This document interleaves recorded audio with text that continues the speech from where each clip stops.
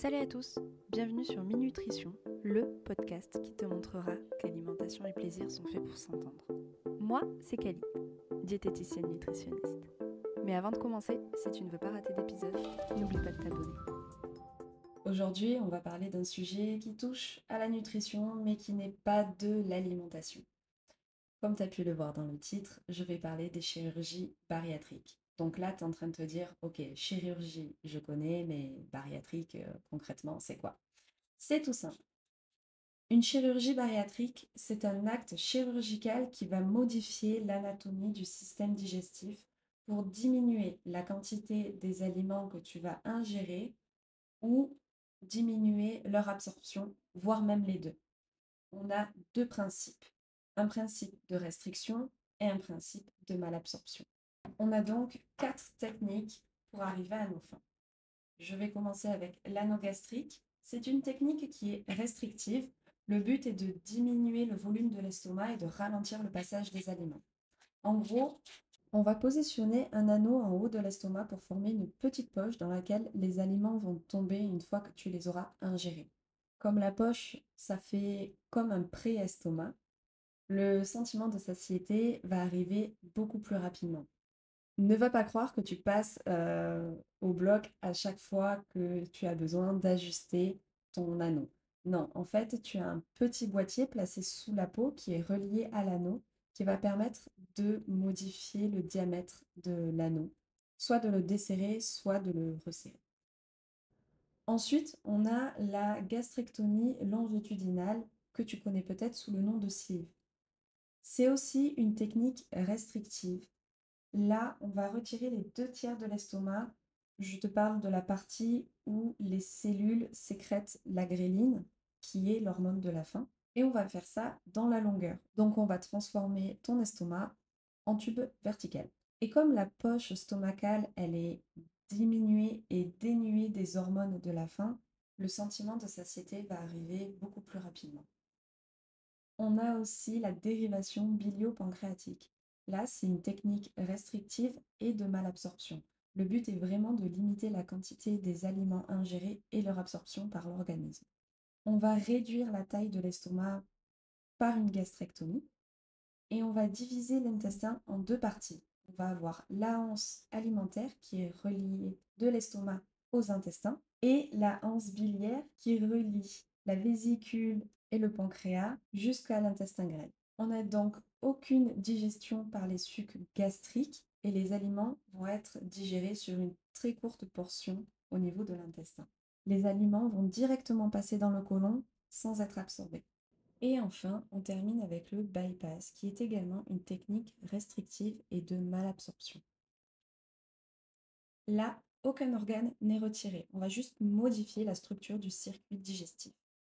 On va réduire la poche stomacale et y brancher un morceau de l'intestin grêle.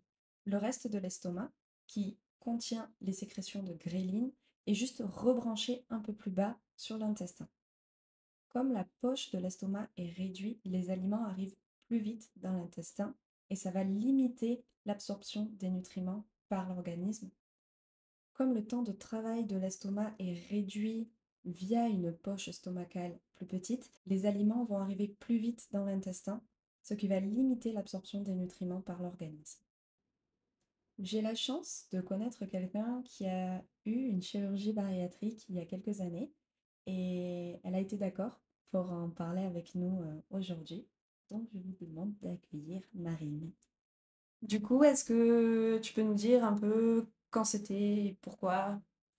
Alors, j'ai fait le bypass en juin 2016. Euh, Avec donc, quel âge? j'avais bientôt 19 ans. Pourquoi je l'ai fait? Parce que au niveau de la santé, ça devenait un peu compliqué. Beaucoup d'essoufflement, j'étais quand même en obésité morbide. Je faisais 110 kilos, 1,60 m. Et j'avais beaucoup de difficultés à la marche. Donc, je pensais qu'il était temps de reprendre un petit peu le dessus sur ça. C'était plus pour un côté santé que esthétique? Ouais, moi j'ai jamais souffert, entre guillemets, même dans mon enfance, d'être d'être grosse, parce que je suis grosse depuis que j'ai 2 ans à peu près.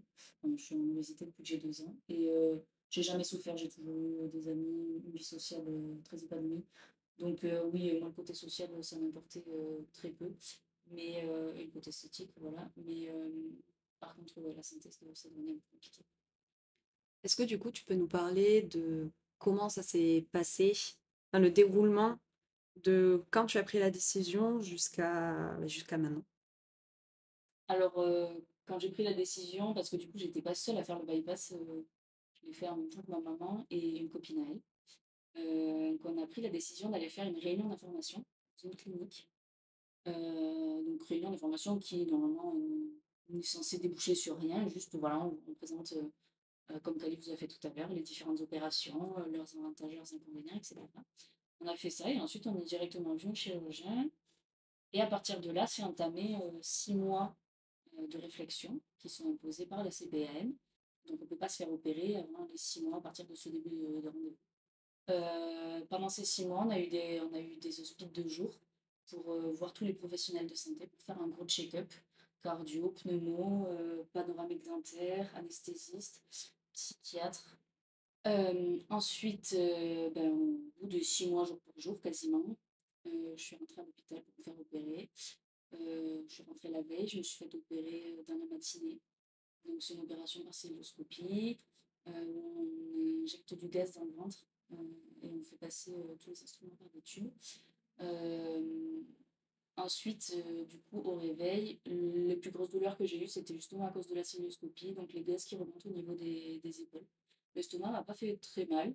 J'ai commencé à boire, à boire de l'eau dès que l'on me l'a autorisé, puis à manger une moitié de compote le soir ou le lendemain, un truc comme ça.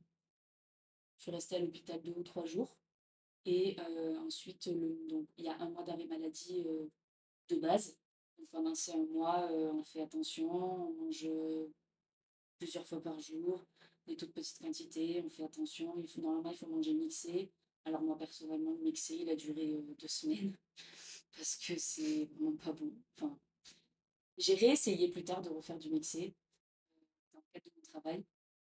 Je trouvais pas ça si horrible. Alors je me demande si c'était pas aussi voilà, le fait que ben, il y avait eu l'opération, qu'on est un peu patraque et que on n'a pas trop envie de manger mixé, etc. Bon, en tout cas, moi, le mixé, je l'ai mangé que 2 semaines et ensuite je faisais le mixé dans ma bouche, on va dire.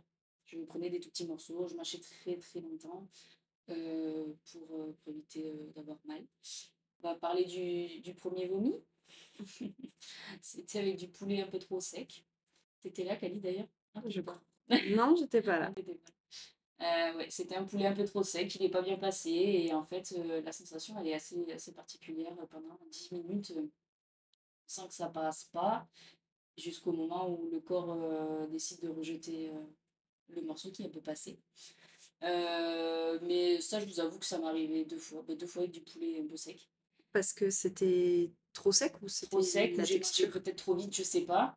En tout cas, mais en tout cas, oui, ce qui est passé dans l'œsophage était trop sec et n'a pas voulu passer jusqu'à l'estomac. Mais ça m'est arrivé réellement que 2 fois, parce que je pense qu'après, je me suis habituée à ce que je pouvais ingérer ou pas. Et maintenant, je sais si une viande est un peu trop sèche. Et puis, ben, aujourd'hui, donc ça fait quelques années et je vis avec. Je disais, j'ai aussi un petit peu oublié ce que c'était de vivre sans le bypass. Je le vis normalement. Enfin, les gens qui me connaissent aujourd'hui et qui m'ont pas connu avant ne savent pas que j'ai un bypass et je crois qu'ils ne se posent même pas la question. Je mange normalement, je bois normalement, j'ai aucune séquelle sur le quotidien. Les seules choses qui sont un petit peu contraignantes, c'est les remontées acides. Ça se traite, on va dire. Donc, c'est good. Et t'arrives à remanger les mêmes quantités qu'avant ou t'es toujours sur des petites quantités Je mange comme une personne normale, on va dire. Donc, clairement, je mange pas les quantités du début du bypass. Je remange un peu plus. Après, ça, je me suis aperçue que ça dépendait aussi des jours et des situations. Il y a des fois, je mange bien. Et puis, il y a des fois, au bout de la troisième cuillère, j'ai plus faim, ça m'écœure. On m'a expliqué que l'estomac se redilatait un petit peu. plus ou moins en fonction du moment, de si c'est le moment de manger ou pas. Et effectivement, il y a des fois, ça passe un peu mieux et des fois, ça passe un peu moins bien. Quand je fais la cuisine, par exemple, si j'ai un petit peu goûté ce que j'ai fait, et ben, à table, j'ai beaucoup moins faim et je vais manger beaucoup moins. Et au niveau des textures, t'es repassé sur des textures normales, classiques? Ouais, Ou juste que ça soit pas trop sec? ouais, Sinon ça pas trop passe pas. sec, mais c'est pas- je peux gérer quoi. C'est une petite sauce, ça, c'est ok.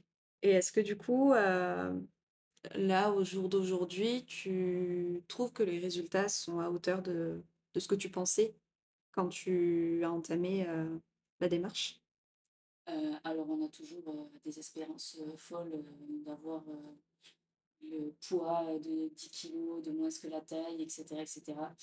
Euh, Aujourd'hui, moi, mes espérances, c'était de pouvoir m'habiller dans n'importe quel magasin, de pas subir mon poids tout le temps. Pas, voilà. Aujourd'hui, oui, ça, les résultats, ils sont à hauteur de mes espérances. Je m'habille où je veux. Je subis pas des effets négatifs parce que je suis trop grosse. Après, effectivement, j'ai pas perdu 70 kilos, mais je pense que tout ce que j'ai perdu, c'est déjà pas mal. Et sans être indiscrète, t'as perdu combien? Du coup, quand je me suis fait opérer, j'étais à 110 kilos. Et là, aujourd'hui, je suis à 79. Alors, il faut savoir que j'ai perdu beaucoup plus que ça au tout début. Je suis descendue jusqu'à 63. Je suis remontée. Pour plusieurs raisons. Parce que, alors, de base, le poids minimum qu'on atteint, c'est pas forcément notre poids de forme. Le poids peut remonter. Et ensuite, il y a eu enfin, il y a eu un moment où je me disais que j'avais fait le bypass pour plus jamais faire de régime. Et du coup, je me suis un petit peu lâchée. Mais puis après, il y a eu d'autres choses. Entre, je ne faisais pas de sport, là, je me remets au sport. Il y a eu le Covid, il y a eu le confinement, il y a eu des problèmes de travail. En fait, on va dire que le bypass, c'est une solution pour une chose. Sauf que le poids, il y a tellement de variants. Et les habitudes de vie Les habitudes de entraînent vie, des... voilà, il y a trop de variants et le bypass, il est juste aux variants corporels, mais tous les variants, Et sur l'instant T, du coup, parce qu'au ouais, final, c'est ça. le poids ne reste pas... C'est ça. Et puis voilà, moi je l'ai fait très jeune, donc se posera la question de si un jour je suis enceinte. En fait, voilà, il y aura plein de choses qui se passera dans ma vie et c'est aussi pour ça que je me pose des fois des questions de si je ne l'ai pas fait un petit peu trop tôt. Et est-ce que, avec tout ça, tu vois des inconvénients sur cette chirurgie bariatrique? Alors, bah, du coup, l'inconvénient principal, c'est de prendre des vitamines tous les jours. C'est vrai que j'ai pris 8 ans de vitamines, malgré que ça soit super important et que je prenne une vitamine complète. C'est-à-dire? C'est-à-dire que je l'achète directement à un laboratoire. Elle n'est pas du tout prescrite par. Enfin, elle m'a été conseillée par le chirurgien, mais elle n'est pas prescrite par un médecin. Je la commande directement à un laboratoire et dedans, il y a toutes les vitamines et tous les minéraux dans une gélule. Donc c'est une sorte de complément pour...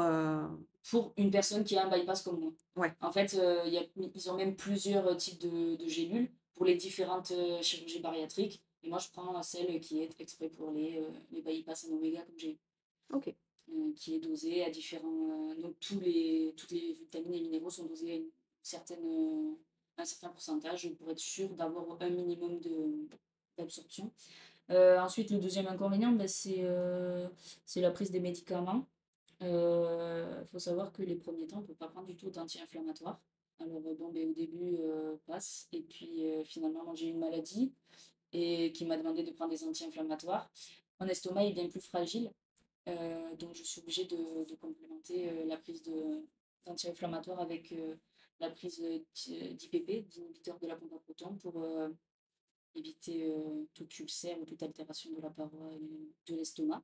Et surtout parce que ça me fait aussi, si je le prends au mauvais moment, si je ne prends pas d'inhibiteur de la pompe à proton ou quoi, j'ai des remontées acides instantanément quasiment. Donc ça c'est un peu contraignant pour ça. Ah, si le seul petit souci dont on n'a pas parlé, c'est les dumpings. Mhm. Dumping que j'ai beaucoup subi il y a quelques années parce que je mangeais pas très bien. Enfin, du moins pas de la bonne manière. Et donc les dumpings, c'est des chutes très basses de la glycémie. Moi, personnellement, je suis tombée jusqu'à 0,30. Donc nettement en dessous des normes, sachant que la norme, c'est à peu près 0,8. Et donc la sensation, elle est assez bizarre. Quand on est très très bas, on sait que ça va pas, on en est conscient, mais c'est compliqué de l'exprimer. Il y a une espèce de fringale qui s'installe. Et en fait, ce qui m'est arrivé plusieurs fois, c'est d'avoir donc cette fringale qui s'installe parce que mon corps me demande de manger. Je mange trop, et après je remonte en pic. Donc en fait, il y a deux dumpings différents. Il y a le dumping lent et le dumping rapide. Dumping rapide, c'est quand directement une prise de sucre trop fort ou de gras, on n'est pas bien, on a mal au ventre, on a souvent la diarrhée, etc. Et le dumping lent, c'est 2 heures après en général le repas. Si on a mangé un peu trop sucré, donc on a fait un petit pic de glycémie. glycémie, mais en fait notre corps a trop donné d'insuline. Et du coup, il nous a fait trop baisser le taux de glycémie. Donc on fait une hypoglycémie Donc, on fait réactionnelle. voilà, une réactionnelle. Et du coup, c'est là qu'on se retrouve pas bien. Et donc, du coup, moi, ça m'arrivait d'enchaîner les deux parce que pour en gérer un, je mangeais trop. Et ça entraînait le deuxième. Et ça entraînait le deuxième. Est-ce que avec tout ce recul maintenant, tu éprouves des regrets à avoir fait le bypass? J'éprouve pas de regrets à avoir fait le bypass, mais j'éprouve des regrets de l'avoir fait trop tôt. À 19 ans, j'étais encore très fêtarde et j'ai pas voulu arrêter d'être fêtarde. Je continue à boire de l'alcool un peu à outrance, etc. Les premières fois, je l'ai pas très très bien géré. Enfin, on peut plus vomir de la même manière qu'avant. Il faut comprendre comment son corps il va réagir. C'est pas facile de le comprendre malgré toutes ces années quand même. C'est des nouvelles habitudes de vie qu'il C'est ça. faut prendre, pas par volonté, mais par nécessité. C'est ça. Et ensuite, les regrets que j'ai eus, c'est d'avoir été opérée dans la clinique où j'ai été opérée parce que le suivi est très léger. Le suivi psychiatrique l'est encore plus, ce que je trouve un peu aberrant. Parce que, alors pour mon cas, ça va, mais je connais des personnes qui ont quand même assez mal vécu la perte de poids, qui aujourd'hui sont encore dans une démarche de régime à tout prix. C'est des personnes qui ont été dans la même clinique que toi? Non.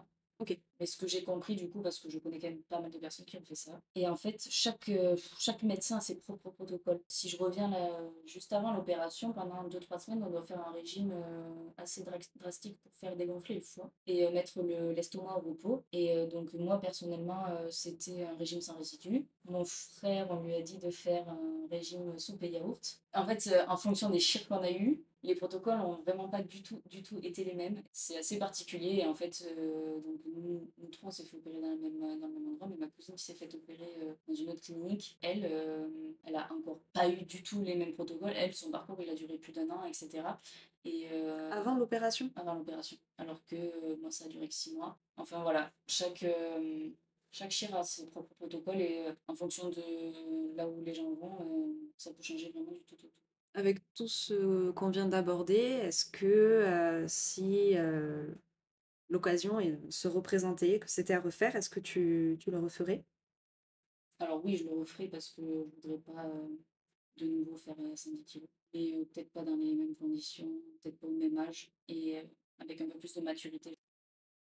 Eh bien, merci Marine d'avoir répondu à toutes mes questions. Et voilà. Merci de m'avoir écouté. J'espère que ce podcast t'a plu et je te dis à la semaine prochaine. Allez, bisous.